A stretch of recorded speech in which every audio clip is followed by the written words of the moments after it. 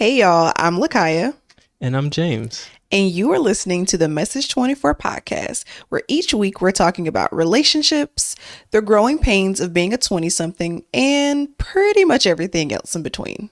Yeah, so join us every Wednesday for our new episodes. Bye. See you guys then. Bye-bye. Have a beautiful time. All right, well, we can jump right in and we can get started. So you are listening to the Message 24 podcast. Yes. But they should know that, right? Yeah, you should definitely know that. They should know. Okay. I should know. All right. So if this is your first time listening to the podcast, our In the DM segment is basically what the episode is going to cover. We're going to talk about a lot of stuff, but the In the DM is what we're going to talk about first. So our In the DM for this week is love bombing, what it is, and what to do when it happens to you. Love bombing. Have you heard of this before? No, I've actually, when you kind of set up the outline, I had no clue what love bombing is. So I'm excited about this episode because I want to get into it. As I was reading, I found some very interesting stuff. So. All right, well, let's get into it. And I mean, that was one of the reasons why we created the pod. Like, we wanted to learn. And I had already heard of love bombing before. Like, I've had friends that have been love bombed.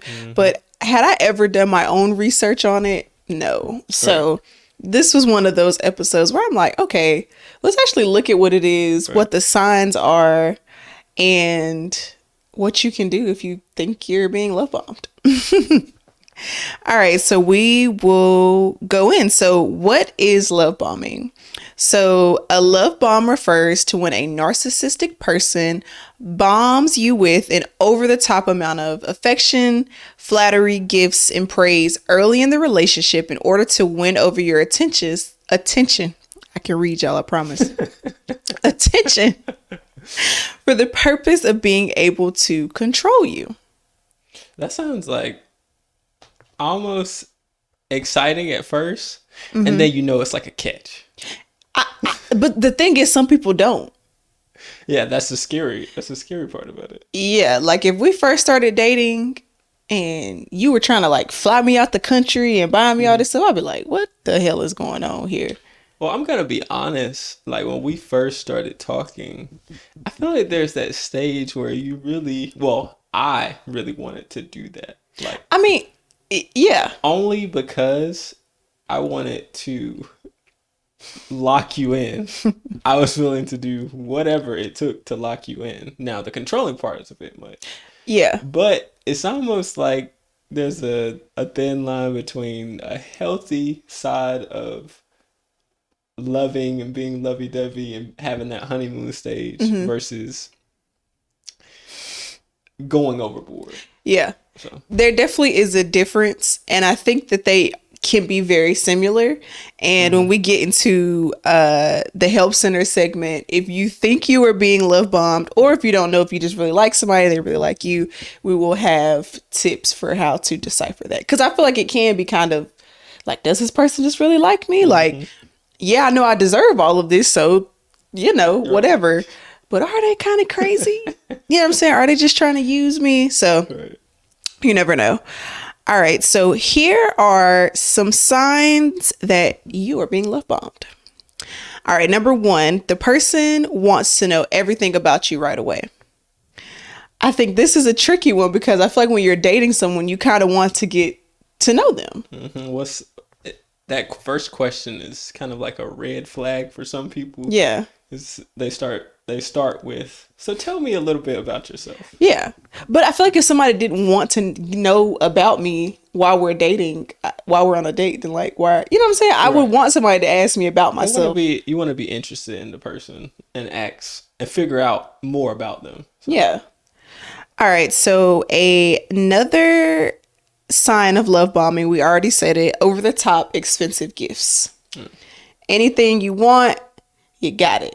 Again, that can be kind of hard to decipher because I feel like, I'm sorry, go ahead. He was like, so I thought she was about to say something. Listening.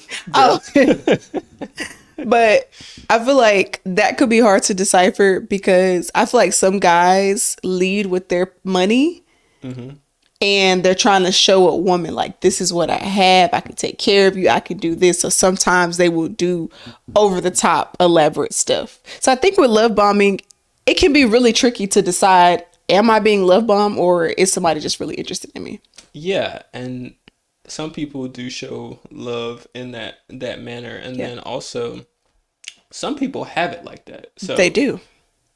if you're with the person who has the money to be flying you out and is really, serious about you, then you have a real one. Like, that's the benefit of being with somebody who has a lot of money. So I can see how that can be tricky. Now, the average person, it's probably not. Because how are you affording this?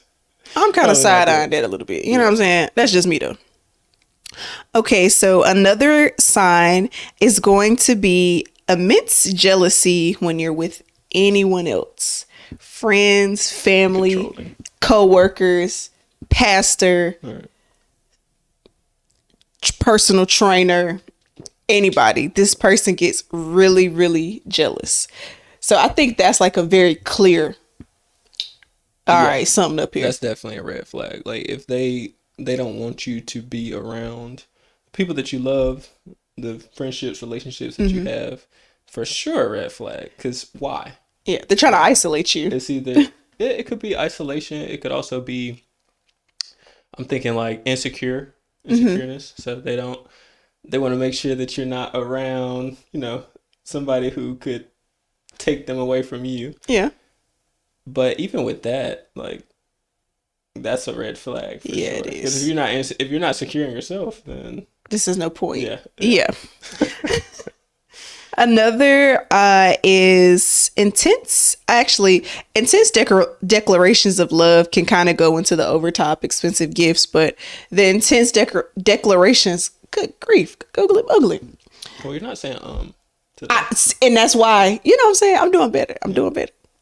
So intense declarations of love could look like posting you on Instagram the day they meet you, the next day.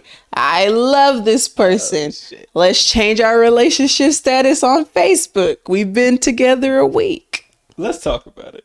Okay. What would you have done if I would have done that? Like, added you, we're at, the chicken and waffles place, and I added you and was like, I'm with so-and-so, I love her.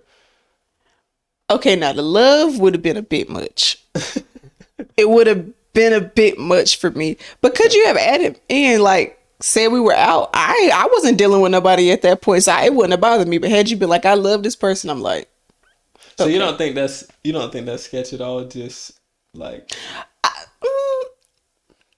I think maybe, but also you could have just been someone who doesn't take social media that serious, and it's just like, hey, I'm out with this person. Like, it doesn't mean we're out on a date, people didn't know we were out on a date, so it could have just been like my home. Like, you don't know, basically. Right. But had you said like I would have like, okay, she's all mine. She's all mine. Yeah, but I posted you before we were even committed to each other. That's true. But it was months after the fact, though. It was some time. That's what I'm saying. It had been like 3 months. You would have done that the day of and been like, I'm locked down, yada, yada, yada.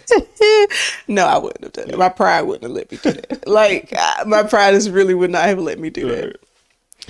Okay. And next, things just feel off with this person. Trust your intuition. I've been saying this since the beginning of this podcast. If something feels off about somebody, it's off. Yeah. Your body, the way you feel around that person, your body is not going to lie to you. Yeah. I feel like a lot of times we ignore very clear signs. Like if you're around that person and you just feel anxious for no reason. Yeah. Something, a big bulb should be flashing in your head, like red flag. Like, yes, there's a problem. I believe I shared this on the first episode of this podcast, but I knew one of my signs for if I should be dealing with somebody is if something happened with the car. Like, really? Yeah. Even because I would already feel like it was off, but sometimes you can want something to work, so you just kind of like suppress it a little bit, even though you know it's not the right situation. So like one time I went on a date with somebody and we came back and my car had got towed. That should have let me know this is not what you need to be doing. Did I listen to the sign? No. Should I have? Yes. Another time I went on a date and their car wouldn't cut on when it was time to leave. Oh, so this is like a repetitive thing. Yeah, so. And those were very clearly two people I never should have. You know what I'm saying? So they were different. There were two different people. Wow. That's when I noticed very quickly. I'm like, when I don't listen to my intuition, the universe is like, okay, I got something for you. Yeah. This all I'm gonna give you, because I've been giving you. Even when I was around him, I felt anxious. My stomach would feel weird, and I'm just like, yeah, it'll be fine. It'll be fine. Right. No, it ain't. It's crazy that you're mentioning that. I'm trying to think of some things that has happened naturally. Probably communication, which is not there. I don't know. Like, I can't really think of like a certain just natural sign that just kept happening to me. Well, what has turned you off about somebody before? Obviously, before me. Definitely how a person talks. I think that's like one of my, like, communication is huge for me. So if you can't effectively communicate, like, or if you're a person of no substance, like, that's just like one of the biggest turnoffs for me. So I need some, not sex, not looks. I need substance. That gotta be like number one on my list. Like substance, someone who can talk to me and understand me and not disrespect me either. I think those are huge for me. I didn't know I had substance. Yes, you did. I'm kidding. I very much knew that I had. Listen, I knew what it was. I knew what I was bringing. But that's interesting to think about. That's one of, like, you haven't had an experience with your body telling you that this isn't someone you should kind of be around. Yes, but as soon as the communication is not there, I'm like, okay, I'm good. This is super good. Yeah. Okay, and two more I'm just going to name really quickly. So this person could be someone who needs constant validation. Now, there is a difference between someone's love language being words of affirmation and needing constant validation. I think those are two completely different things, and I just wanted to get that out. Because there are some of us who need words of affirmation. I need that. What do you think is, like, the main difference between those two? I think between needing words of affirmation is just something you can very easily express, like, hey, I know that you don't do this that often, but, you know, I like when you say I love you. I like when you say I'm beautiful. I like when you say I'm handsome. Whatever those things are. Okay. But it's not over the top. Every second of the day, this person, I love you. Oh, you're so handsome. You're so beautiful. You're smart. You're talented. You was smart. You was kind. You was important. Like, that's a bit over. And if a person is asking for that constantly, like, I need you to be telling me this all the time, that's when it becomes. And they're not going to say all the. I'm sure it looks a lot different than how I'm explaining it, because I feel like they're not going to say, hey, I need you to say this way. I feel like they're going to maybe gaslight you or put it in a certain way where it lets you know clearly that they need you to say those things all the time. You don't think I look good? Like, that's what I'm saying. That's the difference. I just put on this and you didn't compliment me. Like, you didn't say I love you before you left. You didn't do this before you know what I'm saying? That's why I'm like, those things are very different, I feel. Okay. And then they can be suddenly cold and they can withdraw. So they've been doing all of these things, buying you all of these gifts, spending all this time with you, don't want you to talk to nobody else. Mm-hmm. Being super, super clingy, giving you over the top compliments too constantly. I know that shit gotta get annoying. Yeah, for the type of person I am. Like, we kid with each other and I'll be like, my beautiful, handsome kid. but we're just playing around with each other. Yeah. But I would not want to hear that. Like, I know that you're joking. Yes. I would not want to hear that shit. I just want you to know that never seriously would come out of my mouth. But if you did, like, you do that to me too. But if you said it to me every day, I'm like, okay. Yeah, as like a, didn't you say you didn't like this? Like, what is it? The guy waking up and saying Grand Rising? That shit. I don't know what it is about Grand Rising. It just gets under my skin so bad. Like, do not say that shit to me. But if you say that to me, I'll be like, all right, like, please, let's move on to something else. Yeah.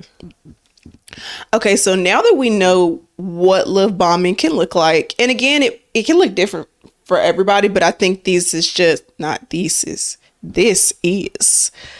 what it looks like most of the times. And this is what I've observed with my friends who have been love bombed. It very much looks just like this, saying I love you in a week, wanting to be up their ass, wanting to do this, that.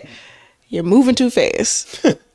And I think it's really hard for some people because I feel like in movies you see people fall in love so quick. There have been people in real life who meet each other in a month and then get married. So I think some people are like, oh, maybe it's this. Right. But it really ain't that. Right. You know. I feel like you shouldn't rush into that. If you know, you know. You know. If not, then. I mean, you said you loved me after the second time we met. You didn't tell me, but you said you knew you loved me then. So now had you told me, you take time. It takes, but you still I'm trying to figure out how you knew you loved me the second time you met me, but you still waited for me to tell you I loved you first. Take time. See what. Not you clearing your Something eyes. about that don't sit well with me. You made me say it first, but you knew. But look, we're still here. So. Yeah, okay. I just want to say this too. I don't know why this popped up in my head. Oh Lord. I really need to get a iPad or like computer because I feel like you got all the sauce right there on your notepad, and I have nothing. I'm literally free gaming this. You could just bring your what is the thing we got called? our phones recording. Yes. And the computer monitors over there. So use your laptop. You have a MacBook. Well, a MacBook Pro. Use your MacBook. I think that would look awkward though. I've seen people on podcasts have laptops in there. Maybe I could have sometimes. Maybe I could have it like sit. I could have it sitting right here. Yeah, so you can have your notes available for you. Yeah. Cool. Okay. So if you are wondering, well, why is all of this bad? Because to some people, being praised constantly, being with somebody constantly, having them buy you gifts all the time, that might be your thing. But this could be bad because once the abuser thinks the time is right, the devaluing stage begins. So this is what I was talking about when I said one of the signs is sudden coldness or withdrawal. And then they'll start flipping everything that they were doing. So when they were saying you're beautiful, I love you, they're going out of their way to do all these things, making all these grand gestures. It'll then turn to insults, name calling, and belittling you. And it might start small, like it might be, maybe you shouldn't wear that dress, you look a little pudgy, or or are you really gonna wear that, or something like that. It can start out small and kind of under the radar, and it increasingly grows. So it's like, one, that's a form of abuse. It's emotional abuse. I don't think people think about how people oftentimes when they think about abuse is physical or sexual. Emotional abuse is just as big as a deal or as any of those two things, I would think. To me, it's all abuse. And what they're doing is they're building you up so that you're so dependent on them, and then they can just tear you down. Yep. They have full control. Yes. Full control. And then the person who they love bombed is craving what they used to do for them in the beginning. So then they're willing to do anything to kind of get that back, but it's not coming back because this person is... It sets you up. Pretty much. Yeah.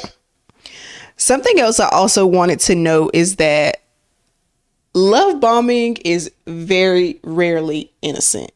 There are very few people who love bomb someone and they don't know exactly what they're doing.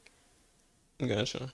They have insidious intentions From the beginning. from the beginning. Wow. It is very rarely like, oh, I didn't realize I was doing this.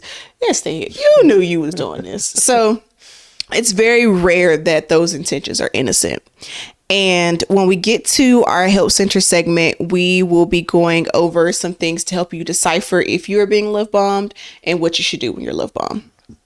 But right now, we're going to move into our Send or Delete section. Right now. And if this is your first time listening to this podcast, our Send or Delete section is basically where we give our opinions on different things going on in the media or just different things that we've come across and we feel like we want to talk about. So I feel like you wanted to talk about this first situation, so I will let you take the floor. What, the NLE? Yeah. Chopper? Well, I don't have a crazy story, but basically NLE Chopper, him and his girlfriend broke up recently. I learned is almost 30 and he's 19. Wow. Just, I did not fact check any of this. Wow. Just by the way, this is just what I've seen. Jesus Christ. Well, Yeah, that make it worse. tells a lot right then and there.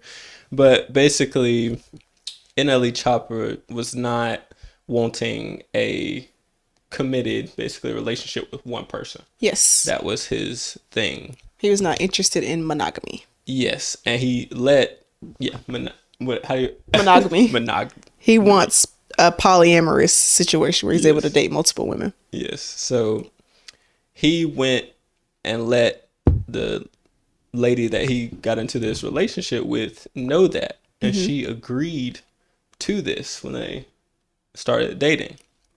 Well, over time, she thought that she was going to be able to change his mind, change how he felt about being monogamous. Yep.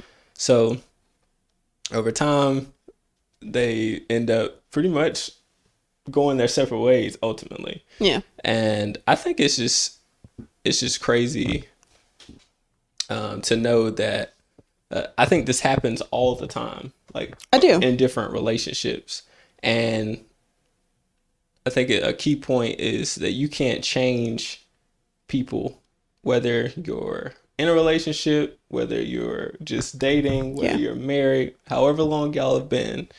It's not your job to try to change that person, their views. They have to be the ones to do that. And if you try that, you're going to be unhappy. Yes. And I think that's what ultimately happened from their relationship.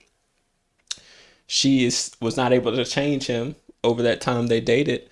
And they're now going their separate ways. So I thought that was interesting in the media. And of course, it was on Shade Room and everywhere else. But I didn't know the age difference. Again, I didn't fact check it. That's just something that I saw. I will say that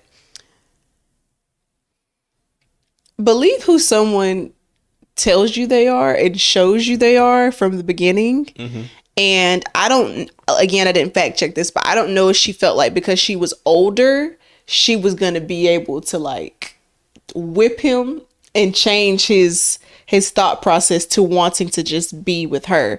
So she could have been showing up differently and doing all of these different things in an effort to keep him just for herself. But I feel like if he told you up front that this is what he wanted and you decided to go along with it, that's kind of up to you. Now, do I think that him being upfront and saying this is what I want gives him an excuse to treat her bad? No. Right. Whether or not he did that, I don't know. I just know the girl was up there crying. So I don't know if they discussed what him dating other people looks like. And maybe she had agreed, they had made an agreement. Okay, this is what you want. If you want to date other people, that's fine. Maybe you don't post this other person on social media. Maybe you just kind of, they have their, their boundaries. And maybe he crossed one of those boundaries for her. Could have, maybe not. Or not. Maybe so. And maybe she's like, okay, I can't do this anymore, which is okay. Right. But because she was crying on the internet, I don't really know what happened. What I took from it is everyone should be upfront. if you are someone who knows for a fact that you cannot commit to one person, you need to say that up front, and you need to make it clear that you're probably not going to change. I would kind of agree, kind of not. Okay. I like when we disagree. Only because... Well, only on the podcast. I agree with the first statement that you said. You need to be upfront with that person. But you don't know the future. So I don't think you should basically say, hey, this is something that I'm not going to change. Because the relationship could change.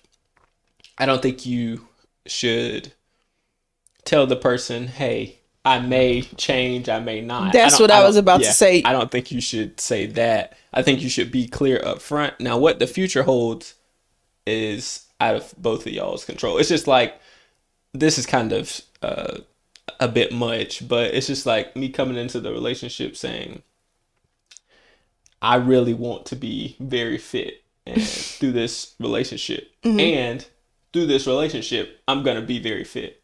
We don't know that. Like, I could get in that. There could be something that takes place. My mindset could change, mm-hmm. whatever it may be. And you may still hold me to that kind of set standard, and things could have changed. But even with that, I don't think it's that simple, because an example I would use that's kind of closer to what he did, mm-hmm. is if when we first started dating, I told you I don't want to have kids. Okay. And if someone says they don't want to have kids, it's not really something you should press them on. Like, they said it. Right. If that changes, they'll come to me and tell me. But is it my job to be like, well, have you thought about it? Have you thought about having kids? Just doing a check-in on the kids. Yeah. If I told you up front, I don't want to have kids. So if I told you up front, I can't just date one man. Well, don't agree to it. If you can't handle that, that's what I'm saying. Yeah. When I'm packing my suitcase to go somewhere, don't ask me where I'm going, because I told you up front, right, this is what I can and I can't do. But I mean, for him to be 19 and for him to be able to even to feel comfortable enough to even express that and say, hey, I like you, I want to date you, I want to have a relationship with you, but I can't just have a relationship with just one person. You know, kudos to him. I mean, that's laying it all out there. That's being upfront. Because guys twice his age can't do that. Right. Like, they just lie. And he was upfront. Again, we don't know everything that happened behind closed doors. Sure. He could have, like I said, they could have agreed on. Not even said that. Exactly. Exactly. They could have agreed on one thing. He did what he wasn't supposed to do. He didn't even tell her. But I thought it was just a learning moment for not for the both of us, but for everybody. Mm-mm. All right, so our next send or delete for this week is going to be the STD epidemic in the U.S. Oh, my Jesus. Many people probably are not even aware that this is an epidemic currently. So, I had no clue. I will share what I've learned. So, the STD epidemic in the U.S. is out of control. Syphilis and HIV are on the rise. I'm trying to do my newscaster voice and you're ruining it. I see, and you scare the people. I'm not scaring anybody. If y'all scared, log off to clock out for me. You said it's out of control. It is I'm adding emphasis. It is out of damn control, okay? Syphilis and HIV are on the rise, and 1.6 million cases of chlamydia were reported in 2021. So some experts are thinking that this is from the pandemic. A lot of people were inside and they were hunching. And now they won't let nothing to do. I mean, so a lot of people had babies and stuff. Yeah. However, since this is it's a relationship podcast and it's also a 20-somethings podcast, I thought we had to talk about this just briefly, at least. Yeah. So I will just say this. If you are someone who is sexually active, period, you need to be getting tested for STDs on a regular basis. I was always taught if you are someone who has multiple sex partners, partners, yeah, whatever it is. If you are someone who has multiple sex partners, you should be getting tested every 3 months to be safe. I think some things take up to 3 months to show up. Okay. So that's why you're supposed to do it every 3 months. And when I was someone who was sexually active with more than one person, I was getting tested every 3 months. For sure. I was scared as hell of anything. Yeah. And this is not, I do not want to create a stigma around people that have STDs or have STIs, but it is something that you 100% should take seriously. Right. Your health is should be your priority. Yes. So. And your sexual health is directly linked to your physical health. Like it is they go together. Right. Even if you have had protected sex with all of your partners, you still should be making sure you're getting tested on a regular basis. Even if you are in a committed relationship with one person, you're monogamous, you still should be getting tested on a regular basis. Mm-hmm. And it's not to say that you think your partner is doing anything, because you would hope that they weren't, but you still have to put your health first. Yep. So if you're going to the doctor anyway, just tell them, just let me get an STD screening, let me get an STI screening, that sort of thing. Shouldn't it be scary for you if you trust your partner? Yeah. You know, you want to take your health in all seriousness. So. Yeah. I think when I was an undergrad, what helped me feel more comfortable with going to go get an STD or an STI screening, I would go with my friends. We would all go. Okay. Like every 3 months, all of us would go together. And most places at the health department offer free STD, STI screenings. Mm-hmm. If you're not somebody who has health insurance, you can't go to your primary care provider and have it done. There are different resources. So if you ever just, want to get on Google and say, hey, where can I get this done in the city? I'm sure you can go to the health department, and it makes it a little less scary if you are going with somebody else who's also getting screened. It makes it a little easier. Yeah. And for the people, because I'm not the same way. I was more private. So for the people who don't want to want everybody, going at the same time, or you don't want to go with your friends because you feel like it's private, still go. Yes. Being that you still have the ability to get checked, talk to your doctor in private, and still get those checkups, because your health is very, very important. Yes. So. STDs can affect your reproductive health. Again, like I was saying, your overall physical health is linked to your sexual health. So I don't know what that little my ring dinging noise. Fingers. Now your phone been going off the last couple times we've been potted. What's going on? That was a different one too. All right, so be safe, get tested, be safe. Get tested. Mama mode activated. Please. I don't care if you are sexually active, period. Go get a test. MMA. Yes. All right. So now we are going to transition into our Help Center segment. If this is your first time listening to this podcast, Help Center is basically where we offer advice. Yep. Again, we are not professionals. These are just things that we are learning. Yeah, we're not relationship counselors. None of that. No, hell no. Far from it. Please. Please. I can just teach you what I've learned and what I hope to learn. That is all. I feel like we need to get some license. Maybe we need to have a... I definitely want to have I want to have a life coach up here, and I want to have a relationship expert. I want to have a sexpert.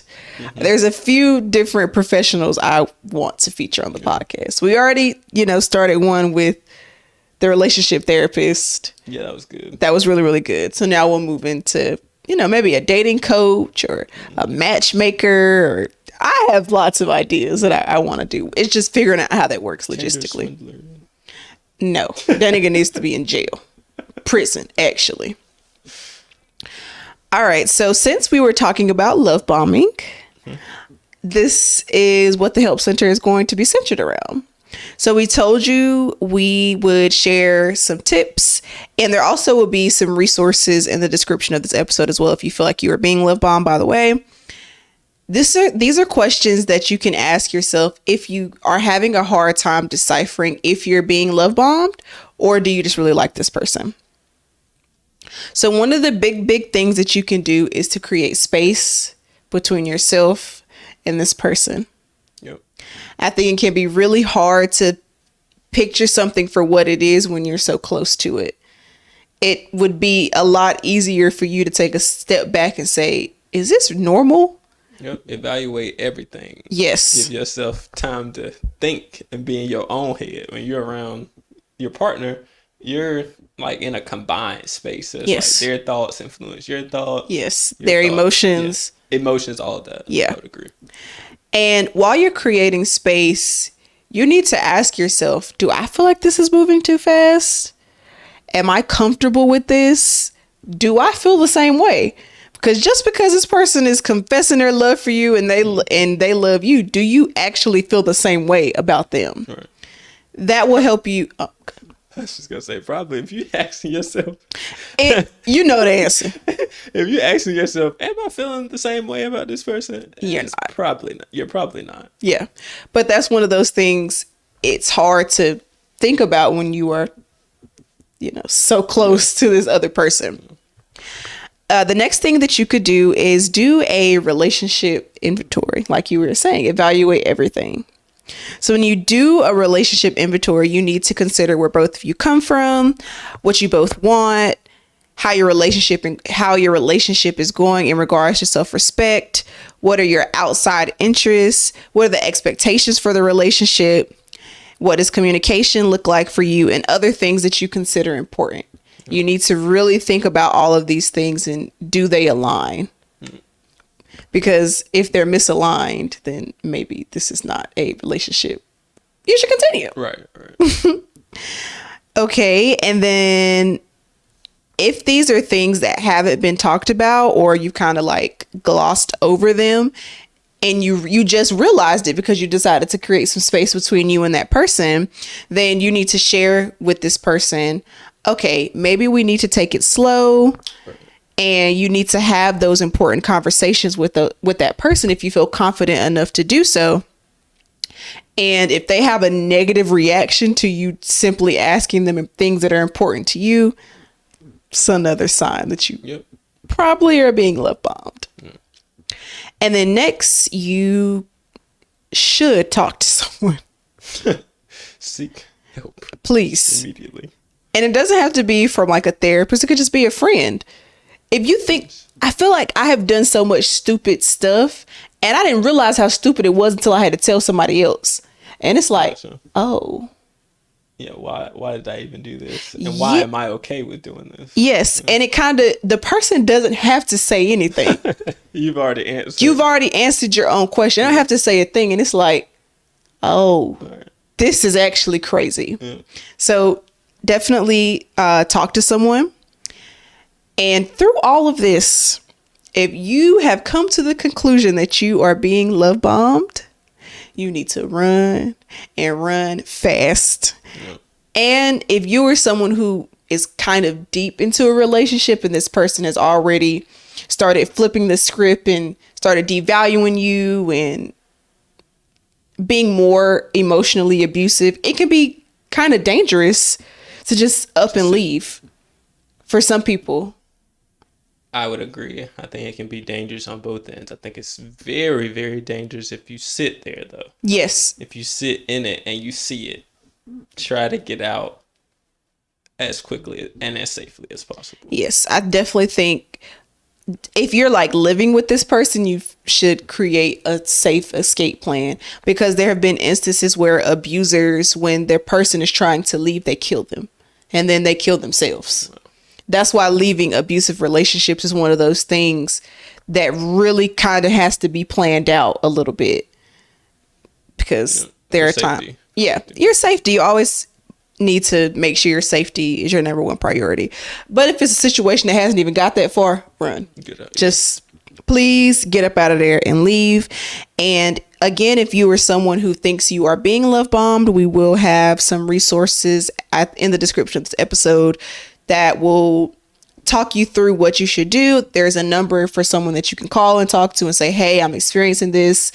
What do I do? I need to leave. I need help. All of those resources will be available to you. Yep. And I just want to add this. I was reading in one of the articles is the type of people that love bombers will target. So one of the type of people is people who have recently gotten out of a long-term relationship. So they are in a mental state of sadness and neediness. Teach me something. Learn me something. Yeah, so they're in a weird headspace. So that person is wanting someone to be clingy to them, be super lovey-dovey to them, because they're missing that. Right. Yeah. Right. So they target people who've gotten out of long-term relationships and individuals that need help. So if you are a single parent and you have multiple kids, perfect. Now they can give you the gifts, they can give you the attention, the love, everything that you need in that quick moment. They're like, gotcha. Yeah. Because now you're dependent. I mean, you already have people that are dependent on you, and so now they really have you. They put you in that odd space. So those are just some of the people that a love bomber will target. So if you find yourself in that situation, you can evaluate a little bit more and be like, oh man, I was being targeted, or this is what took place. So. I think that's a good example. You making me think. All right. Well, that is going to be it for this episode. We already at helps. We done this help center. Oh, time is moving fast. Yeah, it's quick. Yeah, it's a good episode. Do you want to? Is that it? Like for real? Yeah, no, dead ass. Okay. we're out of help center, so we literally are done. Well, did you have anything, I guess, that happened good in your week, bad in your week? So thankful for. What happened good in my week?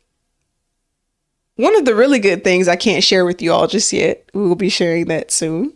It's really good. Just know that we have some amazing things in store that I'm really, really happy about, but I can't share. I really want to share, but just know something good is coming.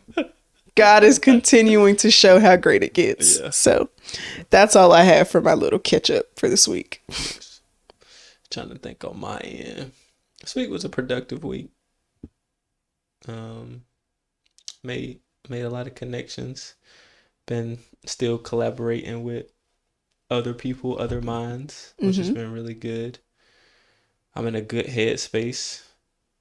We had one of the best combination meals. That I think is known to mankind. Not known to man. Known to man. I'm gonna tell you what would have made it better. Do we want to talk about what we did first, or you want to? Oh no, you can tell them what the combo is. Okay, because for some reason I'm sure whatever you about to say is gonna make it. It's gonna set it off. So we went to Wingstop. Well, first of all, I got a bright idea to have like a really good meal for, what was it, Saturday? Yeah, it was Saturday. Saturday night. So I was like, I really want some wings, and my favorite spot is Wingstop. So Wingstop would like to sponsor us. We would do commercials and all that. just send me the invoice. Let me get the chicken sandwiches, because the chicken sandwiches. Yeah. I was a big Wingstop hater for a long time, but let me tell you something. Wait. Let me tell you something. Wait. Let me tell you something. Yeah, so we got the Wingstop wings, and then we was like, what would go really, really good with Wingstop wings? And the Wingstop fries are pretty good. It's the seasoning. Yeah. And the ranch. The seasoning and the ranch. Yeah.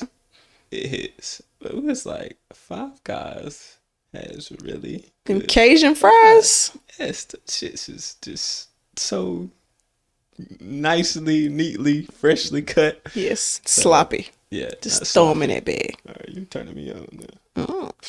Sloppy.